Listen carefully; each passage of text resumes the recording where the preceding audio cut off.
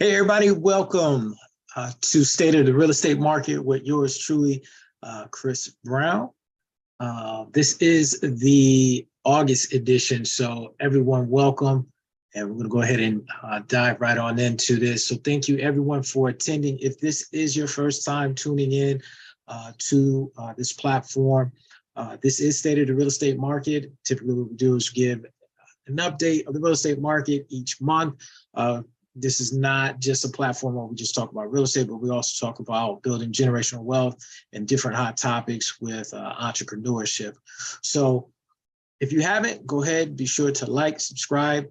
Contact information should be there in the description. If not, just go ahead and direct message me and we'll make sure we'll just keep you in touch. Like, subscribe, all of the good things. Stay in the loop of what's really going on, and especially what's going on in the real estate market these days, because a lot of people are confused as in what is going on. So that's one of the big things that we want to do today, is just kind of give you guys an update of what's really happened.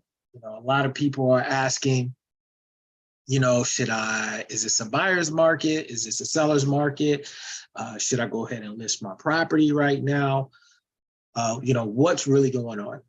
So, end all be all, what's going on in the real estate market is really going to depend on what's happening locally in your real estate market. If you have questions in regards to, should you be buying right now? Should you be selling right now?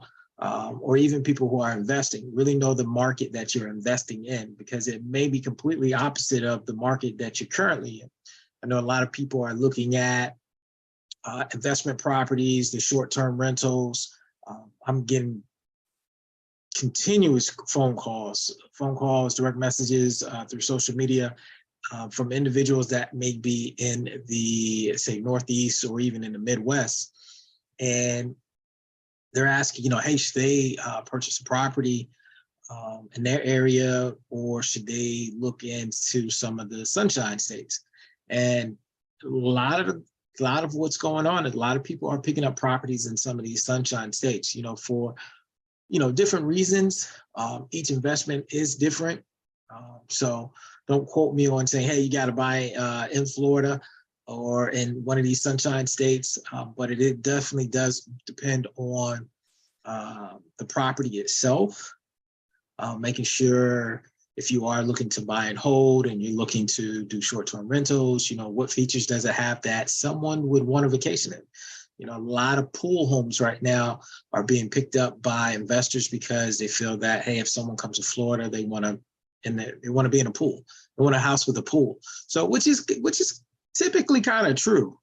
So you want to make sure if that is your position, but just make sure you're doing the right due diligence. I always tell people, hey, work with somebody that's very familiar with that market or knows what they're doing to help kind of point you in the right direction. Leverage resources. If you're using a real estate professional, market information, that's all I can say at this point. And buying it at the right number. Buying it at the top number may not be the ideal investment. There's different investments that are out there, and it may still work out depending on the property itself. So, and just a quick example of that is, it may be a little bit different if you purchased a multi-unit versus a single family unit or a single unit, could put it that way. So keep that in mind when you are investing. Run the numbers, do the numbers, and give yourself a good cushion. If it's definitely your first time, give yourself a cushion. We are in a market that a lot of people have not even experienced before. So even with a lot of your veterans, they may understand how to be a little conservative or be aware of certain numbers that you're crunching. Be aware of how to crunch your numbers and how to project your project if that is the case.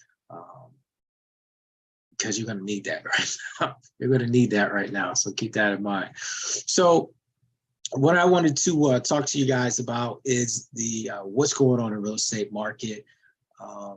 Particularly a lot of the information that I'm going to be providing is going to be more for the Florida market, more Central Florida, because that's where I'm gathering a lot of my data from. a lot of my data is coming from different data collections that I have access to, and just a lot of people that I communicate with. There's different national information that's out there in regards to the real estate market, such as, you're getting different quotes from like Redfin, you're getting different quotes from Realtor.com, these different CEOs or economists, they're placing their projections on what's going on in the market. So one of the big things that people have asked and continues to ask is, the type of market that we're in. Last month, I kind of made the comment that, hey, we're in the short inventory. Typically, that means that if there's short inventory and there's a demand, then we're still typically in what's called a seller's market. But if you guys pay close attention to what I was saying, is I said that, yes, I did say that we're in the seller's market, but I also added to that if sellers are looking to sell at this time, they may have to be a little bit more flexible. And what I mean by flexible, maybe flexible with the price, flexible with possible incentives, being creative by maybe getting the price that they want, but maybe increasing if the appraisal value is there, increasing the price, the contract price, so that they can help the buyer out a little bit. So that is what's expected in certain markets. Or you're seeing a lot of it. I won't say it's expected, but you're seeing a lot of that where there's being some additional help coming from the seller in some kind of a way. Then you're also seeing situations where the buyers are automatically asking, for some type of help. So depending on the situation and how motivated the seller may be, if you're getting your price and they're just asking for a little bit more, if the value is there, then, why not? Why not do that? Help them out a little bit. Buyers right now, people are saying, hey, should I be buying a home? Well, this is one of those markets where, yeah, I understand that interest rates are up there. Interest rates are just below 7%. That's been of a big question. During the summer months, you did see some of the interest rates come down a little bit. They did come down a bit. And now that we're kind of ending out of the summer and going into the fall, school has started back up for a lot of people. And what's happening there is, we did just receive a slight increase that placed us just under 7%. With that increase, buyers are saying, hey, should I even be buying right now? Well, you got to think about it. If you're a buyer and there's low inventory and the interest rates are a little bit higher right now versus, say, if the interest rates do drop, what's going to happen at that point? That means if the interest rates drop, same inventory, same situation, there's going to be a lot more competition. So a lot of people are seeing the value in purchasing a home now, and perhaps possibly being smart about things and negotiating with the seller to see if the seller will help them buy down their interest rate. So you may not have the additional funds, but maybe there may be some value there with the property where you can buy down the interest rate so that you could be at a little bit more of a comfortable interest rate. And if that is the case, then you're buying a home that has less competition. You have a seller that's willing to negotiate and actually help you out, because these buy downs do cost a few $1,000s. So that's additional money that's not out of your pocket. So as a buyer, this could be a good time. This is a good opportunity. You really have to understand what's going on out there in the market, and then also working with, like I said, is always dependent upon who you may be working with, and also how motivated that particular seller is. If you have a property that's been out there on the market for over 30 days, sellers get a little anxious as in seeing what's going on, or if you see a price reduction, they may be willing to help you buy down your interest rate. Because if they just did a price reduction, say $10,000, well, if the value is there where the property was priced at $10,000, say if you did a contract at the previous price, which was $10,000 higher, use that difference in there to help buy down the interest rate to an interest rate that is a little bit more feasible to you. And that's no money out of your pocket, and you're getting a reduced interest rate. Now, if interest rates do at some point down the road here, they do decide to decrease significantly, that makes a difference in anybody's purchasing power, where homes may be a little bit more affordable. Then you could, what I could say is, then you can, at that point, is you can go ahead and refinance the property if you haven't already bought down your interest rate. And it depends on how low the interest rates go. But then also keep in mind, if you're still in the buying market looking for a home, there's going to be more competition. So keep in mind, everyone is looking at these interest rates. If the interest rates go down, people are going to come back into the market. That's a natural situation. Because if you think about it, you may be saying, hey, I'm not buying a home because the interest rates are high. Okay. Well, say if the interest rates drop, what are you going to do? Oh, well, I'll go ahead and get it back into the market. Well, a lot of people are going to do the same thing. If that's going to be the case, then you're in a situation where you have more competition. The sellers of any type of home feel less obligated to negotiate because they have a lot more competition for their home, especially if it's still low inventory. So the best thing is for anybody that is thinking about buying a home, if you're in a position to purchase a home and it has what you want, go ahead, make that sacrifice, see what you can do. I understand the interest rates, but trust me, interest rates can only go down so much more, and going up seems to be the direction that they're going in. But obviously, like I said, if they do go down significantly enough, then you could refinance. So keep that in mind. If you are thinking about that, if you're on the fence, I have a number of sellers that I work with, and I speak to them on a regular basis in regards to situations pertaining to, should they list their home? And if they're listing their home, they want to make sure that it may be the opportune time to be able to list their home so that they can get the highest amount for their home. So it really depends on any seller at this point in time.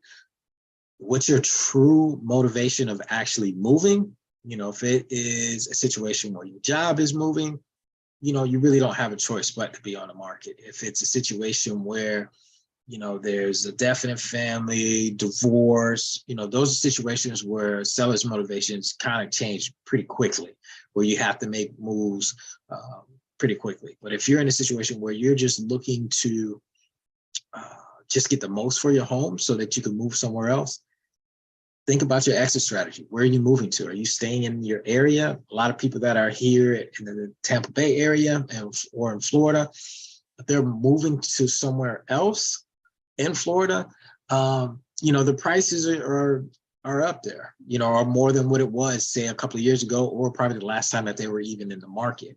So that's always something to test out before placing your home on the market. See what's out there, see what you have an interest in, and see how that may impact your decision of listing your home and then how much you actually need to sell your home for.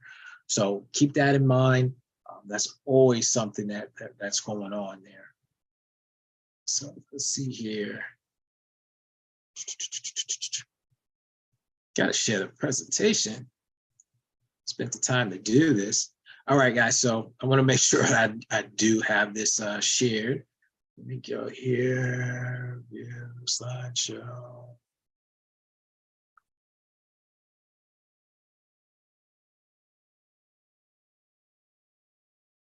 Right. Let's do that again. We'll switch this over here. All right, guys. So yes, today is Friday the 18th. I appreciate everybody tuning in. I want to make sure we show these graphics. We spent so much time in photography. As you guys can see, it was a nice sunny day when these photos were taken. And I definitely appreciate the photographer, Mr. Nadir, for taking these photos of me and finding these great spots to take pictures of. So awesome. All right, so as we've already discussed, hey guys, be sure to like, subscribe to the YouTube channel. or even follow me on social media. I find a lot of people just go ahead and go to the social media. They like to connect with me. I do pay attention to my Instagram for the most part, Facebook as well. I know I got a few thousand folks on Facebook. So go ahead and be sure to chime in on that for me as well. A few things that we've already discussed, will the interest rates continue to rise? Will prices begin to settle? Guys, in my opinion, we're in what we call a gridlock. So it's really going to depend on how motivated that seller is at the time and how motivated that buyer is, what they're willing to pay. How well is their financing? Are they in a situation where they can just go ahead and make the next move? I think, some people see this slowdown as a possible crash. I don't see it as a crash, guys. Price inventory is there. It's low, don't get me wrong, but people are still buying homes. It's not that people aren't buying homes. We just went through a summer where we did see some increases in the amount of home purchases. Inventory was a little bit higher than what it was. What it's kind of heading towards, we're going to probably see a lower inventory and a lower marks in new inventory. And what I mean by new inventory is by new listings. So you may have the same inventory from like a month ago if it's been on the market for over a month. So keep that in mind when someone says inventory versus new inventory that's available, that's out there. Homes are definitely taking a lot longer to sell. So keep that in mind. If you are in a position of selling your home, it will take a few months possibly for the complete transaction to go through. And that's one of those things, especially if you are positioning your home to actually sell versus, trying to compete with trying to get the highest amount on the block or in the neighborhood for your house. So keep that in mind when you are, or if you are considering being in the market. It's always a good time to sell, but it's also understanding what your expectations are if you are trying to sell. If you are thinking about selling your home, why are you selling your home? Is your home, on a scale of 1 to 10, what is your home currently rated at? If you're in a position where your home is currently rated at a 5 out of 10, then you really have to look at, well, what would make it a 10? If it's really investing a whole lot of money, then you may want to consider other options that are out there. And that's something that I offer to my different sellers as well, if they're in that position, is to see, hey, would you consider a cash offer? I work with a number of cash buyers, and a lot of you guys are familiar with them. These big commercials that you guys see, they still come and talk to. I've had personal conversations with different directors, local market directors, for a lot of these big cash buying hedge funds, if you would, I buy houses and those type of people. So keep that in mind. If you are in the market of selling your home, you want to make sure that you are in a position to reach your next goal. And whatever that next goal may be, like I said, it depends really much on what your situation is as a seller. If you're going to sell your home, or if you just want to leverage the equity that you have in your home, there's different things that you can do. It's not necessarily that you have to sell your home to leverage the equity. Right now, banks are doing a lot of things for different sellers. There are HELOCs where you can take a loan with the equity that's in your home. Not so much to buy toys, but really thinking about investing, because don't forget that your home is the largest investment for, I believe, over 90% of people. That their actual home, their real estate, is their largest investment that they have. So it's really leveraging the current investment that you have and leveraging the equity to get maybe more real estate, or investing something else, a different type of asset, particularly or more mindfully of a income producing asset. Really think about what you're doing. But sometimes you got to pay bills. If that is the case, you got to pay your bills. It may put you in a different financial situation. But always sit down with someone. I'm not a financial advisor, so I want to make sure that I'm clear on that. But also just make sure that you are aware of, how you can leverage the equity in your home. It's all about leveraging the wealth that you spent the years of, making mortgage payments. And I say mortgage payments, but I really mean mortgage investment, or the monthly investment that you have, because it is for, it's not just a payment, it's an investment each month. You're paying down interest, you're paying down principal, whatever position that you may be in, it's all for your bigger investment. So keep that in mind. So guys, I think we touched base on a lot of what's really going on in the real estate market. We did have, like I said, if you guys were catching it, we are pretty much in what's called a gridlock of the real estate market. You are going to see some increases in areas of, say, with new construction. I think new construction is really trying to prep up for a possible interest rate drop, or just some type of interest from buyers. And that's another stat that I received from the National Builders Association, where you're going to start seeing the interest of particular buyers. It's received a little bit of a decrease, but you're going to perhaps see an increase at some point in time. It is a funny market. Like I said, we're in a gridlock, but it's also a situation where a lot of what's going on in the economy versus, say, in the political world. And what I mean by that is, next year, come 2024, you're going to start seeing some different changes, maybe hopefully for the better for a lot of people, but you're going to start seeing some changes, because in 2024, which is not too far away from now, is that's an election year. So with that being an election year, you always usually see a difference as in how the economy responds and reacts to different situations. One of the items that I mentioned before, if you guys follow me, is gas prices. As we get closer to the election day, I guarantee you that the gas prices are they're going to hit a low. I don't know how low, but they're definitely going to be a lot less than, and that's my prediction. I've been looking at the election, presidential election to be specific, for the past decade or so.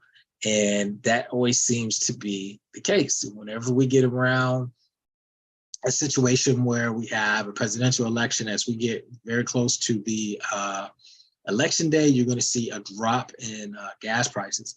So I'm real curious to see how that impacts this year, or how that goes this year, knowing that we had the pandemic, and it seems like everything is a little bit different after the pandemic. But let's see how things really work out. But guys, hey, I don't want to take up too much of your time, but I definitely wanted to say thank you guys for tuning in. If you guys are familiar with my social media, be sure to reach out. My handle is Chris Brown RE Pro, or at Chris Brown RE Pro. Find me on Instagram, Facebook, Twitter, or excuse me, X, formerly known as Twitter. So keep that in mind. I bring this report on a monthly basis. I do other updates through the YouTube channel. I present that probably more on a weekly basis. So keep that in mind. If you guys have anything of interest, or even have some questions, feel free to reach out to me social media wise, or even contact me directly.